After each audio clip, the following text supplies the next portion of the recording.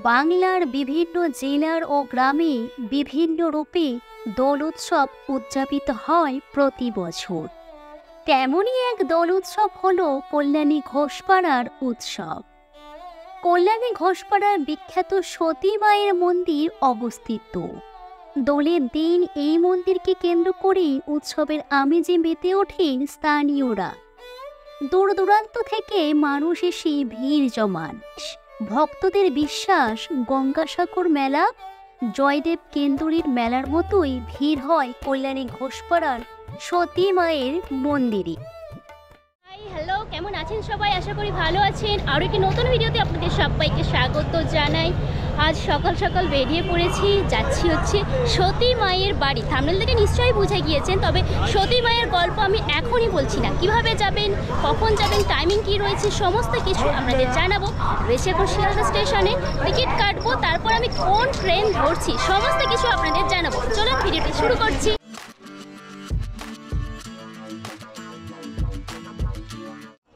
শিয়ালদা স্টেশনে রয়েছি আর সকাল 8:30 রয়েছে আমার কল্যাণী সীমান্তর লোকাল।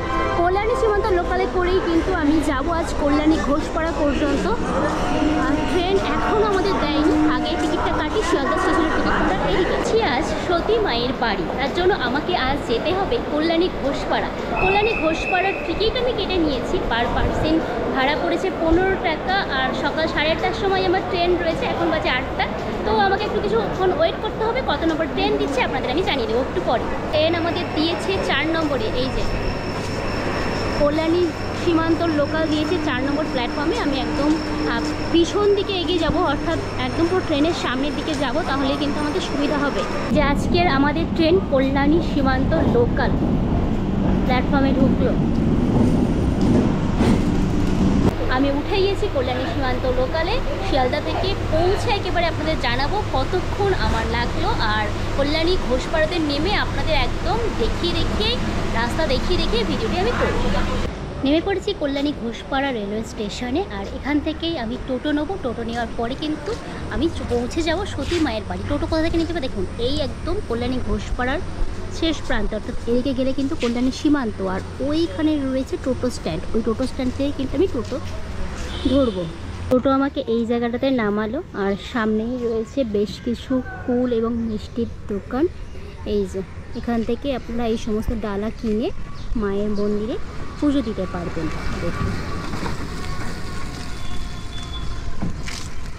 এই ডালার কেমন দাম আছে? তোমার 20 টাকা থেকে শুরু, 551 পর্যন্ত। বেশ, 551টায় মোটামুটি কী থাকবে? শাড়ি, নারকেল, মালা, আলতা, সিঁদুর, শাখা, যা যা লাগে সব।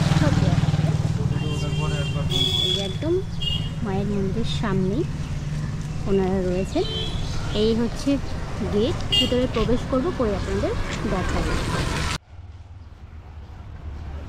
মেন গেট দিয়ে ভিতরে প্রবেশ করব। এখন অনেকেই রয়েছেন।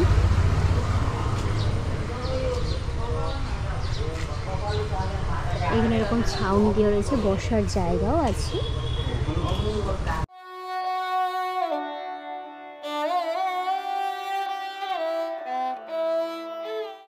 ওই হচ্ছে গেট দিয়ে প্রবেশ করেই আপনারা এখানে আসবেন। এখানে এসে দেখতে পাবেন এখানেই কিন্তু পুজো দেওয়া হচ্ছে। আর এখানটায় এইভাবে যখন মায়ের মেলা হয়, এই যে লাইনের ব্যবস্থা করা আছে রেলিং দিয়ে। এখানে রয়েছে ধূপ মোমবাতি জ্বালানোর জায়গা। আর মায়ের এখানে সবাই পুজো দিচ্ছেন। এই হচ্ছে সেই ডালিম গাছ।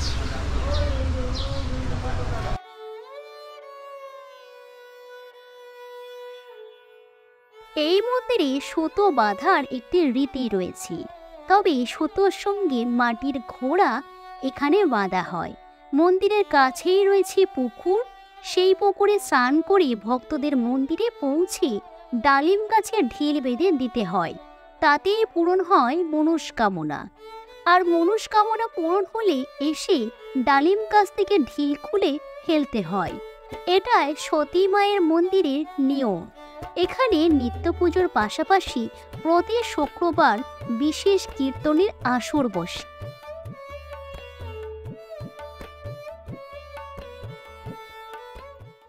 এই হচ্ছে সেই ডালিম গাছ, আর ডালিম গাছেই সবাই পুজো দিচ্ছে। আর এই দিকে হচ্ছে দুর্গা দালান, কতটা পুরনো দেখেই বোঝা যাচ্ছে। দেখুন, এই হচ্ছে দুর্গা দালান, এখানে রয়েছে তুলসী মঞ্চ।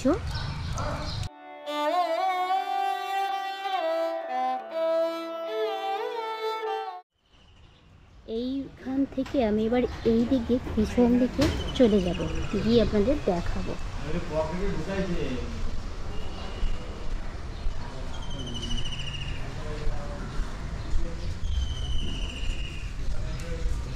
এই হচ্ছে মন্দির, পরম শান্তি রয়েছে।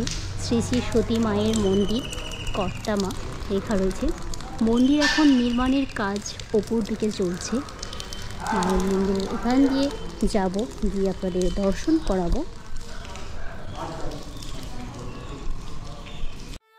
সতী মা বৈষ্ণবদের কর্তাভজা সম্প্রদায়ের দেবী হিসেবে পরিচিতা। তার মানবী রূপ। কল্যাণী ঘোষপাড়া দোল উৎসব শতাব্দী প্রাচীন উৎসব। সতী মায়ের মন্দিরে দীর্ঘদিন ধরে চালু রয়েছে দোলের পুজো ও উৎসব।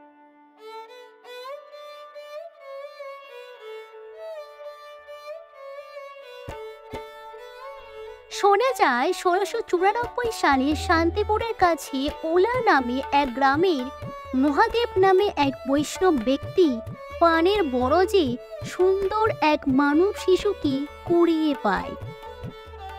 সেই দিন সম্ভবত ছিল পূর্ণিমা, তাই সেই ছোট্ট ছেলেটির নাম রাখা হয় পূর্ণচন্দ্র। সেই থেকে শুরু হয় কর্তাভজা সম্প্রদায়ের ইতিহাস। পূর্ণচন্দ্র প্রথমে ধর্মশাস্ত্র ও পরে বৈষ্ণব ধর্মে দীক্ষা নেন। জন্ম হয় আউল চাঁদের। বেরিয়ে পড়েন ঘর থেকে। ঘুরতে ঘুরতে তিনি আসেন নদিয়ার ঘোষপাড়াতে। ডালিমতলায় বসে। এইদিকে রামশরণ পাল নামে ব্যক্তির স্ত্রী সরস্বতী দেবীর মরণাপন্ন অবস্থা। তাকে এই অবস্থা থেকে বাঁচাতে কাছের এক পুকুরের থেকে মাটি তুলে সেই মাটি সারা গায়ে লেপে দেন আউল চাঁদ। কিছুক্ষণের মধ্যেই সরস্বতী দেবী সুস্থ হতে থাকেন এবং প্রাণ ফিরে পান। এই সরস্বতী দেবী হলেন সতী মা, যার নামে সতী মায়ের এই মন্দির পরিচিত। 22 জন শিষ্য নিয়ে শুরু হয় প্রথম কর্তাভজা সম্প্রদায়। পরবর্তীকালে দুই বাংলা জুড়ে ছেয়ে যায় কর্তাভজা সম্প্রদায়। ঘোষপাড়াকে কর্তাভজা সম্প্রদায়ের প্রধান কেন্দ্র করার কাণ্ডারি ছিলেন রামশরণ পাল। তারপরে সেই হাল ধরেন সতী মা নিজে ও ওনাদের ছেলে দুলাল চাঁদ। দুলাল চাঁদই প্রথম এই সম্প্রদায়কে প্রথম সংগঠিত করেন। এই হচ্ছে মায়ের মন্দির। মায়ের মন্দিরের সামনেই রয়েছে তুলসী মঞ্চ, আপনাদের দেখাবো। আর এখানে রয়েছে সতী মাতা গ্রন্থাগার, এখন বন্ধ রয়েছে।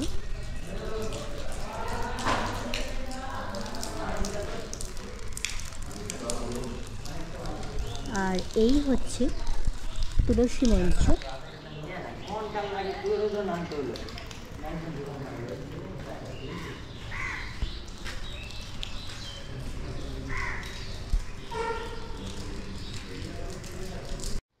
মায়ের মন্দির নবরত্ন বিশিষ্ট, আর একদম চূড়ার দিকে দেখতে পাচ্ছি পদ্ম। সবে কিন্তু এখনও কনস্ট্রাকশনের কাজ চলছে। ওপর দিকে সাদা রঙটা রয়েছে আর পদ্মের কালারটা সবেমাত্র করা হয়েছে। আমি এদিক থেকে মায়ের মন্দিরে এসেছিলাম, এবার আমি বেরোবো এই দিক দিয়ে।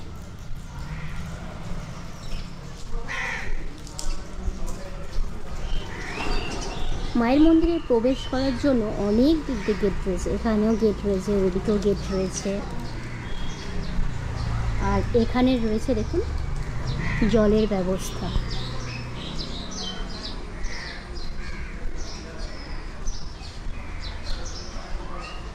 আমি আবার মায়ের মন্দিরের সামনে চলে এলাম।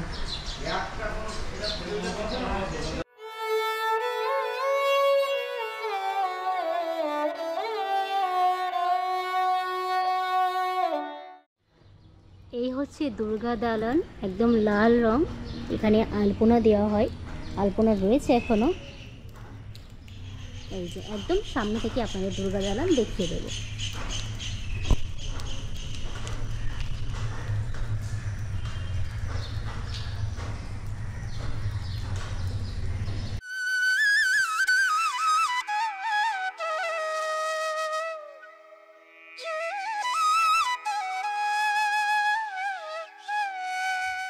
সতী মায়ের মন্দিরের ভিডিওটা এখানেই শেষ করছি। কেমন হলো অবশ্যই কমেন্ট সেকশনে জানাবেন। আর যদি পছন্দ হয়ে থাকে ভিডিওটি, তাহলে প্লিজ চ্যানেলটি সাবস্ক্রাইব করে নিয়ে পাশে থাকা বেল আইকনটি ক্লিক করে নেবেন। দেখা হচ্ছে পরবর্তী কোনো নতুন ভিডিও নিয়ে।